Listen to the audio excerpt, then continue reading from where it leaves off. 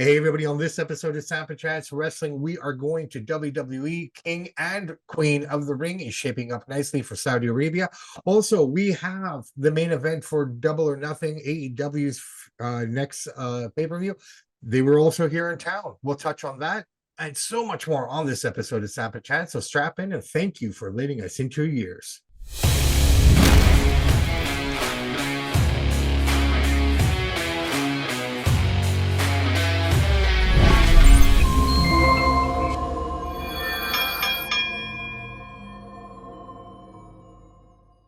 Hey, everybody, welcome back to another episode of SAMP&CHANCE Wrestling. I am your host, Bobby Sampson, with my man with the master plan, Mr. Chance Michaels. Mr. Michaels, how are you, my friend?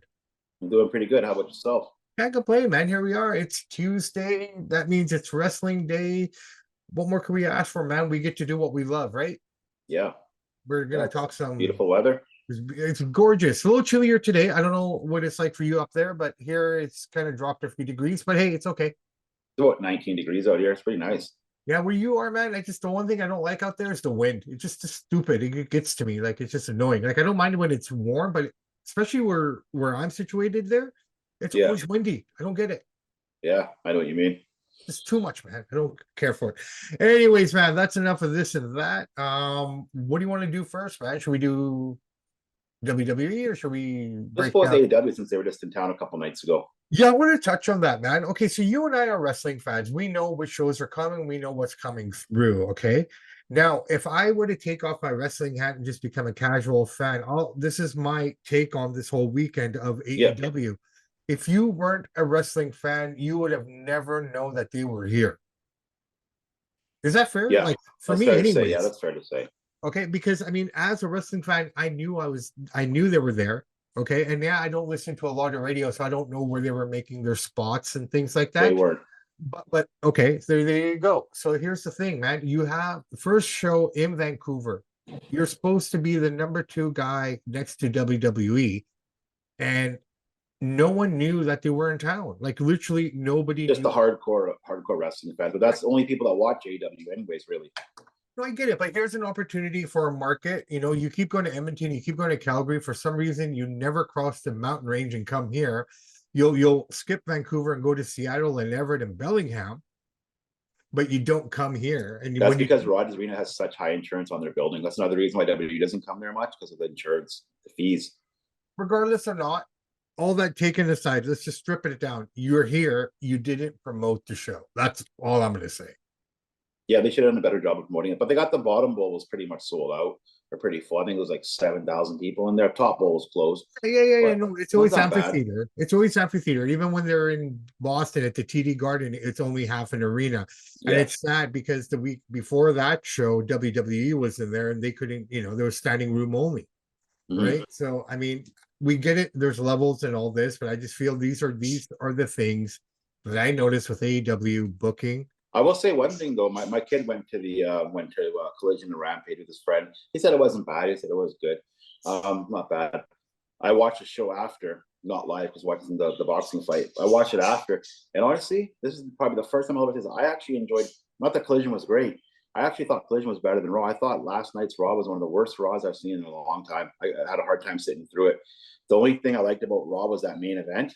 I thought, sweet, I can skip it. I can switch to the hockey game, because that main event was for the birds, I thought. But I mean, Collision and Rampage wasn't bad, but they need to do a better job of promoting it. They're only a couple thousand fans away from having the upper bowl open at least a couple seconds. They're getting close, but they're still not there. You're not saying Collision was amazing, but it wasn't bad. Kyle O'Reilly got to have a match against Edge. Was a pretty good match. Yeah. No, they weren't bad shows at all. You had O'Reilly against Edge, like you said, and then you had the opportunity. And I like that. I like that they didn't let O'Reilly win. You would have thought, he's going to win. He's in his hometown. No, Edge got the win. No, well, it totally makes sense. I mean, dude just only came back, right? So I mean, he needs to build up his rapport. I think the other piece with him is like, okay, he's here, but how long will he be here before he gets hurt again? So I can understand if there's some tenderness around. He has a lot of health issues, right? He's type 1 diabetic, so that's hard. That's an unfortunate part, right? But I mean, respect to him. He's an example. Kyle O'Reilly, in my opinion, is an example of a guy who's not giving up, right? No circumstances are going to put him back. And, that's a beautiful thing. That's what I want people to take away from him. He's a little guy. He doesn't have a great look. He's not great on the mic. but he gets in the ring and he goes hard, and that carries him. Like you said, he doesn't give up. Yeah, no, 100%. So, it's kind of it's kind of interesting. But yeah, I mean, Double or Nothing, here we go. We got the main event for it. So the Elite versus Team AEW, they're really playing this NWO kind of The versus WCW thing, yeah. right? Which is kind of funny because they're still the vice presidents of AEW, right? The executive VPs. Which is bad. Right? So they shouldn't have those guys in executive roles. Well, I mean, they're the founders of the company, so I guess I can understand that perspective. No, I get it, but it's not working for them. Well, you know what? What's not working for them is the fact that they're using those titles in their storylines. You know what I mean? I think that's what kind of makes it harder. But it's just the parallels, like I told you a month ago, the parallels are just going to grow and grow and grow, and we're seeing that now, right? So yeah, basically Kenny Omega from the hospital bed says that there's going to be a war, I guess, a battle in the arena sort of a deal. They love doing this, AEW, Yeah. like the 4-on-4, everything goes everywhere. So we know you're going to get the Elite versus FTR, and now we know it's Daniel Bryan and your buddy Eddie Kingston. Yeah. So, or again, Kevin Owens of AEW. Right there, you go. So you got the Young Bucks, Okada, and Jack Perry on the other side. Now, I can understand Daniel Bryan being in the match. I just don't see where Jack Perry or where Eddie Kingston fits in. He doesn't. I guess we're just giving him a partner, kind of trying to bring him up again. I don't understand it either. That's the thing. Like Tony Khan, you don't know what he's going to do, what he's thinking. Sometimes he does some stuff. Oh, that's not bad. And then he does something really stupid right after that. So he's so up and down. The thing is, he's hiring ex-wrestlers or wrestling guys like Young Bucks and them to be presidents and vice president of the company. Hire some guys who are smart writers who aren't former wrestlers, who aren't wrestling guys. Most of the best writers are not former wrestlers. They're thinking outside the box. The problem with guys like Triple H and Shawn and Young Bucks, they only wrestle in their little bubble. You need outside thinkers like Vince Russo or the Freddie Prinze. These guys are right. They're not wrestlers. They're thinking big picture stuff and more entertainment stuff. These guys get caught up in their little bubble and they think everybody wants to see this. Well, they don't. Well, when it comes I've been noticing this a lot lately. With Vince Russo, like, one can argue that his success didn't translate when he went over to WCW. It just shows you how much influence Vince had on him, right? I mean, well, that's the thing. You pitch it to Vince, and then he'll sign off on it, right? But that's what I mean. Is McMahon's obviously the greatest creative genius ever, but just get people that have good ideas at least, but nobody to filter them through it because Tony Khan doesn't have very many good ideas. He's trying, but he just, I don't know. Well, I mean, we watch it. You just need to hire some writers, man. Hire some better writers. Stop relying on Young Bucks. Yes, the Young Bucks can flip around. Doesn't mean they can write a show. I don't know if they're writing the shows or not, though. They're not really writing the show. I don't know who they got a lot of influence on who wins and who does this, which I think is bad when you're currently a wrestler. Yeah, I don't think W or AEW has, like, they probably do. I've never heard of them or anything, but I've never really heard of their writing department. I think they got that former lady from SmackDown that came over there. They got a few new writers in there. Okay, well, I mean, what I know is Tony Schiavone is pretty hectic, pretty heavy backstage doing a lot of the stuff. I mean, they have a team in place, but that team needs to maybe make some changes and stuff. I mean, all these kind of things happened after the CM Punk incident where Tony Schiavone kind of took over some more of the backstage roles and a little bit of get a little bit of law and order back there. Right. But at the end of the day, I think that effect is wearing off. You need someone in there with a heavy gun who's going to, no BS. The problem is you can't change that culture. Tony Khan is such an easygoing guy. There's no disciplinary action. So it's hard to be such a cool guy and all of a sudden bring in like a Vince McMahon, can't do this, can't do that. It's hard to change that culture. Well, you know what? Speaking of Vince McMahon, nobody's accountable back there. Speaking of Vince McMahon, I have a feeling, man, like something's gonna happen here once this is over, because now Vince's side is speaking up. Transition. He won't. I know people are saying, "Oh, he's going to join up with Jeff Jarrett." Like Vince has got so much money, he could easily start a company, but he's not going to go against a company that he created. Why would he want to? No. What I'm saying is now that the Janelle Grant, now his side is responding to everything. Yeah. Right. And they're refuting a lot of it and a lot of what's coming out of those documents. And again, I'm not saying that, this was right or this was the right things to do, but under the circumstances, and if we're going to follow everything to the letter of the law, he did nothing wrong in essence. He didn't know. right? It's not nice, it's not something that If what she's saying is true, if, yeah. right? Like, I mean, if even if all that stuff happened, it was all consensual. We know that, right? Mhm. I'm not justifying And you. at worst he's a deviant. A lot of guys, we don't. Who knows what kind of all these guys do behind closed doors? We don't know, right? Well, I mean, it's just no. Look, man, I'll say everyone's a deviant, you know, until you get caught. Like, you know what I mean? Like, until you get caught. I mean, I'm no saint. You're no saint, but we're much better than most of the people in this world. But I think the one blessing I have is I never got caught doing stupid shit. Yeah, Vince Lee back with some sort of business venture, whatever that may be in the near future. He's got too much money. Here's the thing with Vince: he can't just sit around. He's a workaholic. I have a feeling like it's not, and again, to your point, I don't think he would create something to go up against WWE, but at the same time, I could see him starting something again, and there's a lot of guys who would gravitate towards him. And Hell yeah, he's got the money. He'll pay you. He pay you a good salary and get going.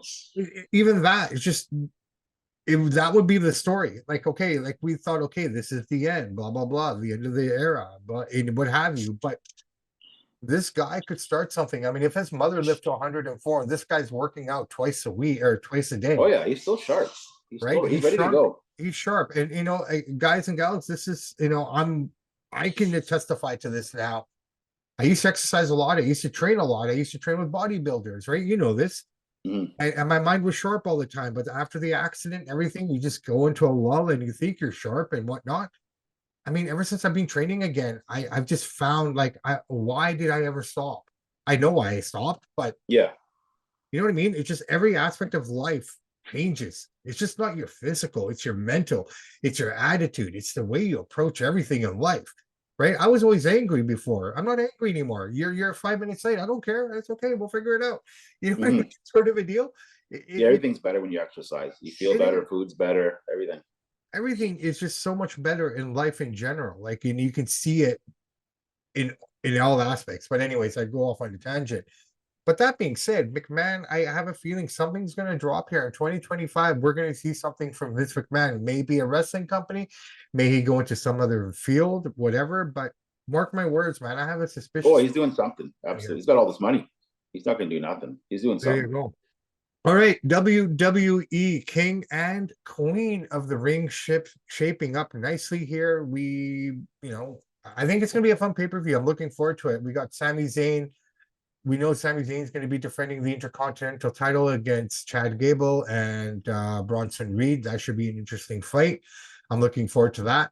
I have understanding that we're probably going to get Becky versus. No, it's not understanding. We're going to get Becky versus Liv on that card as well, which is going to be good. And I think a match that might emerge from this will be Damian Priest versus Drew McIntyre, based on the promo last night. You know, the one thing I didn't like, the first thing I thought when I watched it, oh my God, they're going to send Damian Priest. He's going to become a face. And the problem with that is we're going to have to watch Damian Priest after he wrestles Drew. We're going to have to watch him wrestle JD McDonough and Dominic Mysterio maybe at SummerSlam. And this is going to drag on, and this is going to be horrible, horrible matches. So he's going to go face. He's going to turn against the Judgment Day. And we're going to have to watch him versus JD McDonough and Dominic Mysterio, which is going to be absolute garbage. I have a first thing I thought when I seen that. When I thought about that too, but I mean, I'm looking at this more though. I have a feeling when those two fight, which will probably be his next title defense, Drew's going to win it. Maybe. And then Drew's going to carry that title because I think Punk will be ready by SummerSlam to start fighting again, which will lead to a Drew Punk match. I don't know if they need to do the title for that match. They have so much going without it. No, I do. Damian needs it. But if I'm booking this is the way I would probably try to book it. You have that match going on. That's going to happen. And then Seth will come back and get mad at Drew and everyone. Like, what did you guys do? Like, I lost the title. You couldn't even hold it. Right? I think Damian's going to hold the title for a bit because this is Triple H's boy. People forget something. What did McMahon say is the next thing, the next big thing? Not just Lesnar said about Drew. Triple H is a very, very nasty guy. I'm noticing this with him now. A lot of the stuff Bret Hart was saying about him, I never believed, but I'm seeing it now that he's booking his little stuff that he does, his little pot shots he does at Vinny. I don't think Damian will lose the belt anytime soon. I think he'll beat Drew, and we will see Damian versus JD McDonough or Finn Balor or Dominic at SummerSlam with the belt. I don't think Punk versus McIntyre even needs the belt because they got so much chemistry going. I don't think it needs it. That's what I think. We'll see. No.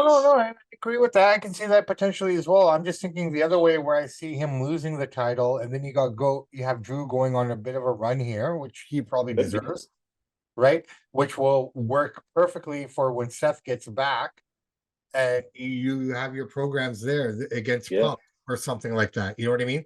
Possible. So it's flexible. There's a lot that they can do there. But yeah, I can see Damian turning face here. I can see something's Seems happening, that way. right? But I don't think we're going to see any changes in the Judgment Day until Mommy comes back, right? Yeah. It's standard right now because you got Carlito in there as well now too. So Yeah. pardon me. So I don't know. I mean, it's near there, but here we go.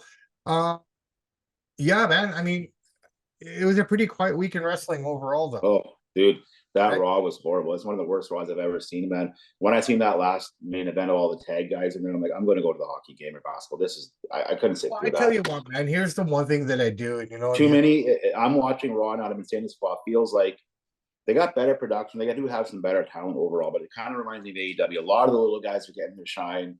It's always little guy versus little guy. Nothing against the little guys. You got to have a good balance, but it's just like it's a little much. I just couldn't watch. Another thing I didn't like, another segment is did you see when Chad Gable slapped Otis backstage?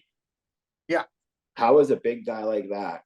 Like, I know he's a goofy guy, but you take a slap from a guy half your size. Well, Otis should be grabbing him, throwing him against the wall, but you don't slap me. And he takes it just becomes so cheesy. Okay, hold on. In the real I know world, why they're doing it, but it makes it look corny. in the real world, yes, but this is wrestling, and this is not the first time we No, I see. know, but the best wrestling is when there's somewhat reality based as much as I get it, possible. but- Like NWO, it felt almost real to a point. It wasn't, but they walk that line. You look cool. They're big. They're strong. And you're watching this little guy smack around a big monster. Like, it just seems so corny. And then the most cheesiest thing I seen last night was Pat McAfee, who I think is one of the biggest phony commentators ever. I don't care for that. I never have. Even before wrestling, I didn't like him on Mad Dog Radio.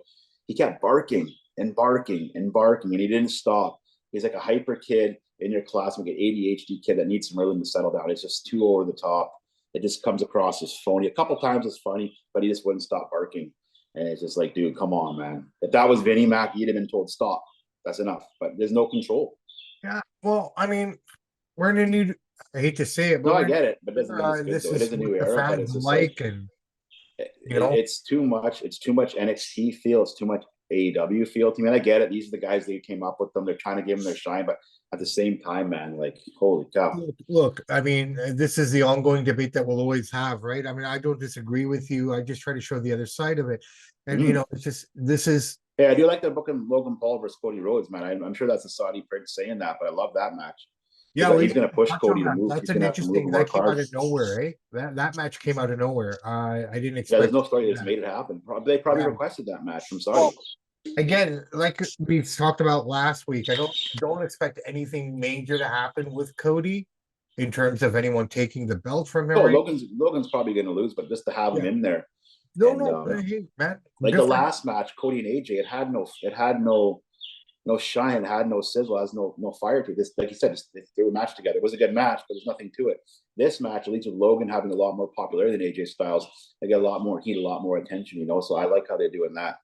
Okay, well, but you're right. There's no reason why they're just making a match for the heck of it. But I mean, the AJ, Cody's gonna have to move because Cody's about 10 years older than Logan. Not that Cody's old, but he's gonna have to push himself like cardio wise because Logan runs around, flops around, does a lot of stuff. So Cody's gonna have to bring his cardio.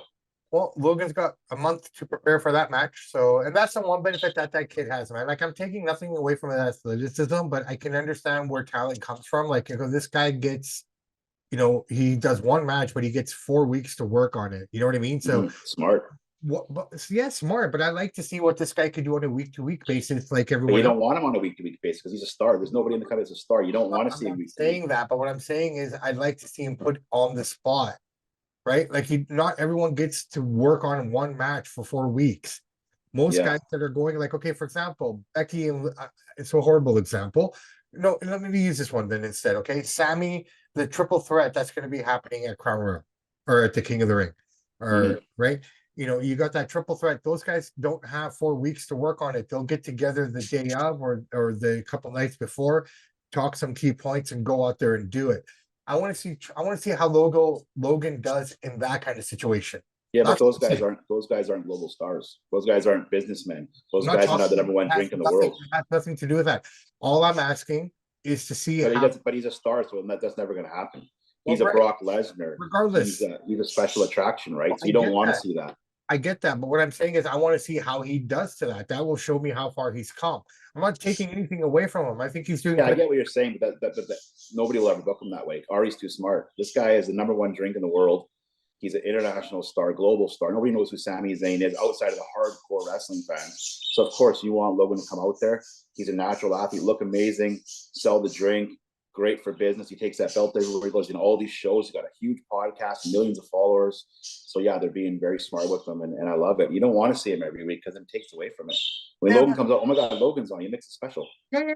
No. I'm not talking about. I know what you're saying. I get it, right? But all I'm saying is, if he's got only one match a month, I would love to see him in a position where he does it Yeah, I like. know what you're saying. Less trading, but he could easily pull it off. He's better than 95% of the roster. And I want to see that. That's all I'm saying, right? One That's day all he I'm saying. might, but right now I like what they're doing with him. It's like he's a special attraction. He's the most known guy on the whole roster besides The Rock.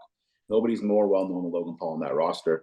And the backstage people don't like it. Sami Zayn, Chad Gable don't like it. Well, then go make a drink that everybody's going to drink and become an international star, and you'll get the special treatment too. Same with Brock Lesnar. Become a UFC champion.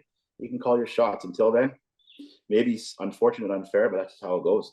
Yeah, Right? that's not even the point I'm making. All I was saying is I want to see. I know you want him to have less training, get on the spot, but that's not going to happen when you're a global attraction like that.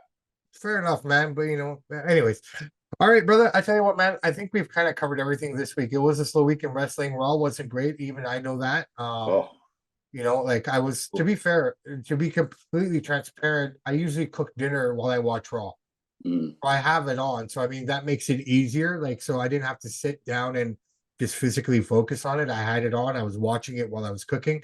But yeah, I mean, it wasn't the greatest. Here's another thing I was thinking about. Like, so Raw's going to Netflix, right? So most people have Netflix, but some wrestling fans don't. So now you're gonna have to pay $14.99 just to watch Raw, and you already have a cable bill, and so you're gonna have to pay extra money just to watch Raw. I mean, how many people are going to want to do that? It'd be interesting to see how many more subscriptions Netflix gets when Raw goes there. I want to see the numbers. We don't know. We'll see. But I don't think it'll matter to anybody. They'll do it because I mean that's just where the program is, right? And then once you're on Netflix, people are gonna just use Netflix. Well, right? yeah, I know, but most Netflix people on Netflix don't watch wrestling. There's only 1-2 million people watch wrestling. So how many of these wrestling guys are going to actually pay the $14.99 or whatever Netflix is in the States to get Raw? We'll see. That's the only way you're going to be getting it, right? So don't be surprised, bro. And people will sign up for shit, right? I mean, that's just the reality of it. It's just we live in a world of streaming. I think network television is dying very fast. It is, but is Raw worth $14.99 a month? We don't know that because nobody buys pay-per-views anymore because either you have the network or you stream it. They don't get more than 50,000-60,000 pay-per-view buys because nobody buys the pay-per-views. So they either on the network or you're going to stream it, legally stream it, or IPTV or whatever. So I want to see the numbers when it happens. Maybe it'll be huge, maybe it won't. I don't know, but I got a feeling a lot of people don't want to pay $49. They're going to put out a product like that. That's a hard sell. Well, I mean, so many other streaming services too, right? We'll see. That is. I mean, right now, I mean, on my own tablet, I have my Prime, I have my Netflix, and I have my, Disney Channel, right? Yeah. Outside of that, to be completely honest, the only time I watch TV in general is wrestling or boxing. Yeah, I don't have any of those subscriptions. I just have Sirius XM and then the Zone or whatever. But will I pay for internet for Raw? Yeah, I will be for my kid because I do the show. But I mean, is it? I don't know, man. It's watching that is just like, holy cow, that was a horrible Raw. It's hard to sit through, man. Look, dude, not every show is gonna be great. We already know that. No, I know, but it's getting. I'm saying this almost every Raw now. It's just too much of the Sami Zayns and all these guys and watching Gable SmackDown. It just seems too corny to me. I don't want to put you on the spot, but I'm going to put you on the spot. How would you book Raw then? How would you have booked it last night? Who would you wouldn't. I would, if Chad Gable smacked Otis, I would say, Otis, you pick him up and throw him.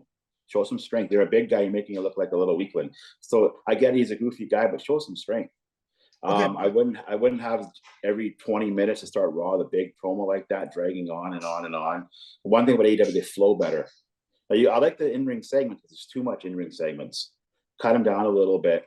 You know, some of these guys like Johnny Gargano and all these guys, they don't have to have all these guys up there. If they're not good, they're not good. Okay. The Triple H trying to do everything. Here's the best way I describe Raw right now on SmackDown. Your dad owns a mansion, for example. Your dad goes away from you, and what happens? The cool older brother. Let's all party. Dad's gone. That's what Triple H is. He's the cool older brother. Let's party. Let's have some fun. There's no responsibility. Nobody has to be held accountable. I just goof around and do what you want. And if you notice, the promos on Raw, I find are going down in quality because they're getting more freedom. They're less scripted, but these guys aren't that great on the mic. So before, when it's a little more scripted, some of the guys who can't talk, you don't got to script a Punk or somebody like that, but some of these other guys that are talking, you listen to it, oh, that was bad. And you're starting to see some of the cracks now coming through without Vinny, these other guys that are saying, hey, no, you can't do that. McAfee barking like a dog for 30 seconds as an announcer? Come on, man. They just can't stand some of that stuff. So the Otis thing, I would say that was done in such a way because it's kind of a cliffhanger. So you come back next week and see what Otis is going to do. You know what I mean? Yeah, but a little guy, I know what you're saying, in the real world that wouldn't happen, but you have to have a little bit of reality to it because when you're making the little guys are the toughest guys with Triple H there now. You got JD McDonough, all these guys are beating the crap out of these monsters. Like, it's just not realistic. And the casual fan sees that. I don't know what show you're watching. McDonough gets his shit kicked out of him every week. No, man. but he's in there. He's acting tough. He's walking around. You got Rhea Ripley beating up men. That's just the show in general, though, right? Yeah, but I keep saying the same thing because this is why we've lost 3 million people because it's just so corny. They didn't and lose AEW does the same people stuff. because of this. They lost 3 million people when they went PG. Nah, we can say that, but a lot of it. All their fans after the Attitude Era. They didn't lose fans here. They're not gaining new fans, though. Well, they haven't gained fans in over 20 years. But that's the thing, though, because there's so many shows now and so many wrestling. There's a lot of guys that are wrestling that shouldn't even be out there, period. It's like any sport. When you land in more expansion teams, you water the product down. Yeah, so that's why I said to you. That's the problem. So the guys that are in the, that's why the guys that should be in the crowd are in the ring, and that's the problem. 100%. And what I said to you then, and I'm not disagreeing with you, I said WWE, and they'll never do it. Right? I mean, you have your big 4 pay-per-views and maybe 3 shows, 7 pay-per-views a year. Raw should only be 2 hours and SmackDown should be 2 hours, right? I get that completely. But hey, man, I tell you what. Hopefully we can turn it around. Maybe they'll make you smile. This is the Raw and SmackDown we see going forward. Triple H and Shawn. Shawn's one of my all-time favorites. I hate knocking the guy, but you watch NXT, you watch some of the guys he's bringing up. Like, who are they creating that are stars? Triple H and Shawn haven't created. I love Shawn. He's one of my all-time heroes. I hate saying it about him. I'm not talking about them as wrestlers. They're all-time greats. But as far as these guys running the show, and you watch these guys coming from NXT and stuff, and like, yeah, they love these guys, but they're not that great. They're not making stars. I don't get honestly, it. I tell you what, I enjoy watching NXT more than I do Raw. Honestly, if I had to, that's just my opinion, right? Yeah. Like, I look at it, I enjoy NXT. I like the flow. I like the way it runs. I think the better storylines are there, in my opinion. They're more realistic. I mean, you try NXT, try watching it, right? I have a couple times. It's okay. It's not great. You can't watch it just a couple times. Like, I'm watching it's like going to watch it's like watching junior hockey. I like watching junior hockey, but you don't watch it like you watch NHL, right? I look at NXT and I compare it to AEW, right? In terms of Dynamite. Dynamite and NXT are pretty much the same. AEW is a little better than that. I would disagree. If I had to categorize everything, I would say SmackDown, NXT, Raw, and then AEW Dynamite. That's why I look at it. That's my ranking right now. Yeah, AEW ain't that great. I ain't saying it is, but I think it's a little better than NXT. You gotta watch NXT a little bit. Like, you know how we're watching AEW now all the time? Now it makes more sense. Now you're more involved because we know the storylines. It's like, Yeah, but I just look at, like, you get to see these guys, like, what are they doing out here? Like, I don't understand. Like, I understand what Shawn and Triple H are trying to do. They're trying to be the cool dads. Hey, the cool brothers. Hey, dad's gone now. Let's party, guys. But like, I don't think that's the case, man. I think so. That's what I'm seeing. Fair play, man. I don't see it that way. See what happens. Hey, man, I tell you what, let's wrap this puppy up. We've been jibber jabbing here for a bit, and yeah, like I said, slow week, so this opened more. Yeah, it hurts me to knock Shawn, but I know what I mean. Like, he needs some direction. He needs some sort of containment. He needs better writers. He needs some help. I don't know what's all going on down there, but the guys that are coming up from him. Yeah. Okay, well, like I said, I want to see what stars Triple H and Shawn create. So far, they've created 0. Let's see what they do.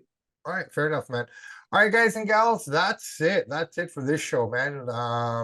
Good one. Good one. I enjoyed it. My name is Bobby Sampson. His name is Mr. Chance Michaels. And in the words of the great AC/DC, those that download, like, and subscribe to the podcast, we salute you. We do salute you. Thank you very much for joining us on this journey, guys and gals. It's only midweek, but hey, the weather is beautiful, so a lot more things to do outside and, you know, a little bit more of this and that. So, guys, please be safe. Take your time. Get home to your families. Everything is everything. We will see you guys next Tuesday. Samp and Chance are out.